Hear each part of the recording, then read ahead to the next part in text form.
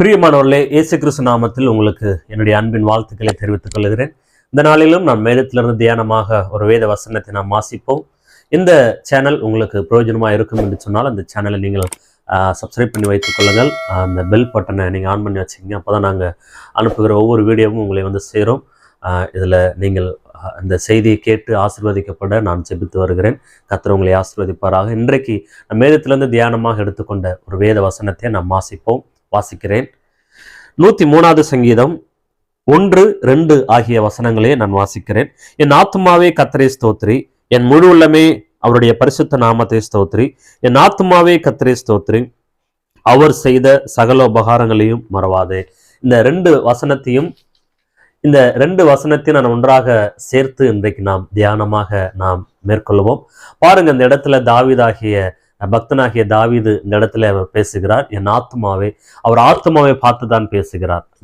இந்த ஆத்துமா ஒரு சூப்பர் நேச்சுரல் பவர் கொண்ட உள்ளது. ஆத்துமாவோட நாம் பேச வேண்டும்.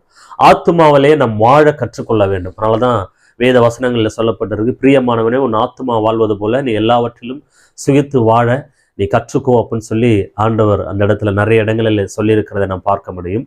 இன்றைக்கு நாம் ஆவியிலே வாழ்கிறோம், ஆத்மாவிலே வாழ்கிறோம். இந்த ஆத்மா நமக்குள்ள இருக்கிற ஒரு உள்ளான மனுஷன். சிம்பிளா சொல்லணும்னா, நமக்குள்ள இருக்கிற ஒரு உள்ளான மனுஷனை தான் ஆத்மா என்று சொல்லுகிறோம். நமக்கு எப்படி சரீரம், கால், கை எல்லாம் இருக்கிறதோ அதே போல அந்த ஆத்மாக்களுக்கு இந்த உள்ளுக்குள்ள இருக்கிற அந்த உள்ளான மனுஷன் நம்முடைய சிந்தனையை நிரப்புகிற ஒரு ஆத்மா மனிதனாக இருக்கிறது.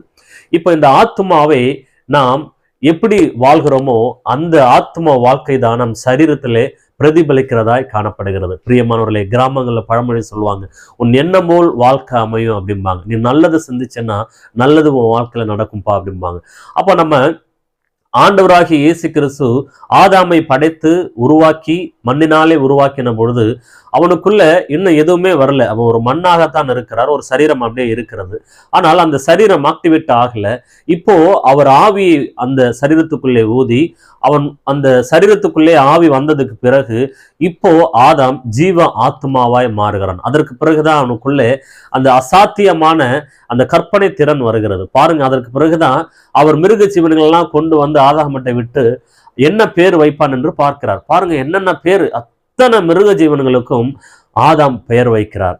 அப்போ இந்த ஆத்மா என்பது ஒரு சூப்பர் நேச்சுரல் பவர் கொண்டது. இந்த ஆத்மாவில் கடன் இல்லை, இந்த ஆத்மாவில் கண்ணீர் இல்லை, இந்த ஆத்மாவில் கவலை இல்லை. இந்த ஆத்மாவுக்கு மிகப்பெரிய ஒரு வல்லமை உண்டு. அதனாலதான் அந்த இடத்துல பக்தனாகிய தாவீது சொல்லுகிறார், அவர் உன் அக்கிரமங்கள் எல்லாம் மன்னித்து உன் நோய்கள் எல்லாம் நீக்கி. அந்த சங்கீதத்தை நீங்கள் வாசித்தீங்கன்னா ரொம்ப அருமையா இருக்கும். உன் பாவங்களை எல்லாம் அவர் மன்னித்து, வானத்துக்கு பூமிக்கு எவ்வளவா இருக்கிறதோ அவ்வளவா நம்முடைய அக்கிரமங்களை மன்னித்தார், பாவங்களை மன்னித்தார். இந்த சங்கீத வார்த்தைகளை நீங்கள் அதிகமாய் நீங்கள் தியானித்து பாருங்கள். நான் வாசிக்கிறேன் பாருங்க. உன் பிராணனை அழிவுக்கு விலக்கி மீட்டு உன் கிருபையினாலும் இரக்கையினாலும் முடிசூட்டி நன்மையினால் உன் வாயை திருப்தியாக்குகிறார். கழுகுக்கு சமானமாய் உன் வயது திரும்ப வாழ வயது போல் ஆகிறது அப்படி சொல்லிட்டு இந்த சங்கீதங்களை அவர் எல்லாவற்றையும் பேசி முடித்து விட்டு இறுதியாக அவர் மீண்டும் சொல்லுகிறார். இந்த பாருங்க, 21, 22 கர்த்தருக்கு பிரியமானதை செய்து அவர் பணிவிடைக்காரராய் இருக்கிற அவருடைய சர்வ சேனைகளே அவரை ஸ்தோத்திரியுங்கள். கர்த்தர் ஆளுகிற எவ்விடங்களிலும் உள்ள அவருடைய சகல கிரியைகளே அவரை ஸ்தோத்திரியுங்கள். என் ஆத்மாவே கர்த்தரை ஸ்தோத்திரி. அப்போ இந்த ஆத்மா வாழ்க்கையில கடன் என்பது இல்லை, இந்த ஆத்மா வாழ்க்கையில கண்ணீர் என்பது இல்லை, இந்த ஆத்மா வாழ்க்கையில நோய் என்பது இல்லை, இந்த ஆத்மா வாழ்க்கையில எந்த பிரச்சனையுமே இல்லைங்க. இந்த ஆத்மாவில் நாம் வாழ கற்றுக்கொள்ளும் பொழுது அது அப்படியே நம்முடைய சரீரத்துக்குள்ளே அது டிரான்ஸ்ஃபர் ஆகி நம்முடைய வாழ்க்கையை பிரதிபலிக்கிறதா இருக்கிறது. நம்முடைய எண்ணங்கள், உள்ளான மனிதன் நாளுக்கு நாள் புதிதாக்கப்பட வேண்டும். உள்ளான மனிதனிலே நாம் வாழ கற்றுக்கொள்ள வேண்டும். நான் சொல்றேங்க, நீங்க பல கோடி ரூபாய் கடனாளியா இருந்தாலும் ஆத்மா வாழ்க்கையில நீங்க வாழ கற்றுக்கொள்ளுங்க. நான் ஒரு கடனும் இல்லை, நான் எல்லாருக்கும் கடன் கொடுக்கிறவனாக வாழ்கிறேன் என்று சொல்லி நீங்க நோயோட எவ்வளவு பிரச்சனையோட நீங்கள் இருந்தாலும் சரி, போராட்டத்தோட இருந்தாலும் சரி, உங்களுடைய வாழ்க்கை முழுக்கும் கண்ணீரால நிரம்பினா இருந்தாலும் சரி, நீங்க உங்க ஆத்மா வாழ்க்கையில நீங்கள் வாழ்ந்து பாருங்க. எனக்கு எந்த பிரச்சனையுமே இல்லை, நான் சந்தோஷமா இருக்கிறேன், மன மகிழ்ச்சியா இருக்கிறேன், நீங்க வாழ்ந்து பாருங்க.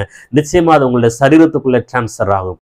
அதனாலதான் பக்தனாகிய தாவீது பேசும்பொழுது தன்னுடைய ஆத்மாவை பார்த்து அவர் பேசுகிறார். என் ஆத்மாவே உன் தேவனாகிய கர்த்தரை ஸ்தோத்திரி, என் ஆத்மாவே உன் தேவனாகிய கர்த்தரை முழு மனதோடு ஸ்தோத்திரி. அப்ப அந்த ஆத்மாவுக்கு, அந்த உள்ளான மனிதனுக்கு அவர் கட்டளை கொடுக்கிறார். பாருங்க, உள்ளான மனிதனிலே வாழ நாம் கற்றுக்கொள்ள வேண்டும். உள்ளான மனிதனிலே நாம் அற்புதங்களை பெற்றுக்கொண்டு விட்டோம். உள்ளான மனிதனிலே நம்முடைய பிரச்சனைகளுக்கு சொல்யூஷன் நாம கண்டு கொண்டுட்டோம். உள்ளான மனிதனிலே நம்முடைய போராட்டங்களுக்கு, அவமானங்களுக்கு நாம் எல்லா விதமான பதிலை இயேசு கிறிஸ்து நாமத்து மூலமா பெற்றுக்கொண்டு விட்டோம் என்கிற அந்த எண்ணத்தோட நம்ம வாழும்பொழுது நம்முடைய வாழ்க்கை ஒரு சூப்பர் நேச்சுரல் வாழ்க்கையா மாறுங்க. ஆத்மாவில வாழ கற்றுக்கொள்ளுங்க. உள்ளான மனிதனிலே நீங்கள் வாழ கற்றுக்கொள்ளுங்க. உன் எண்ணம் போல் வாழ்க்கை என்று மக்கள் சொல்வார்கள். அதே போல நம்முடைய எண்ணங்கள், உள்ளான மனுஷனுடைய எண்ணங்கள் நன்மையானதா இருந்ததானால், ஜீவனுக்குள்ளதா இருப்புமானால் நம்முடைய வாழ்க்கை நல்லா இருக்குங்க. ஆத்மாவில வாழ கற்றுக்கொள்ளுங்க. ஆத்மாவோட பேசுங்க. ஒவ்வொரு நாளும் இந்த இருதயத்துல கை வைத்து நீங்க சொல்லுங்க. பாருங்க, இன்னைக்கு எல்லா கிறிஸ்தவர்களும் இந்த ஜெபத்தை செய்துவிட்டு இறுதியில சொல்லுகிற அந்த வார்த்தை, இதற்குரிய அர்த்தம் என்னன்னு இன்னைக்கு நிச்சயமா புரிந்து கொள்வீர்கள். ஆத்மாவை பார்த்து ஒவ்வொரு நாளும் நாம் பேச வேண்டும். இந்த ஆத்மா வாழ்க்கையில நமக்கு எந்த பிரச்சனையும் குறைவும் இல்லைங்க. அதை நாம் முழுமையாய் கற்றுக்கொண்டு நாம் வாழும் பொழுது நம்முடைய சரீரத்திலே நாம் இந்த உலக வாழ்க்கையில நாம் ஆத்மாவிலே வாழ்கிற வாழ்க்கையை சரீரத்திலே பெற்றுக்கொள்ள முடியும். கர்த்தர் உங்களை ஆசீர்வதிப்பாராக. God bless you. Amen.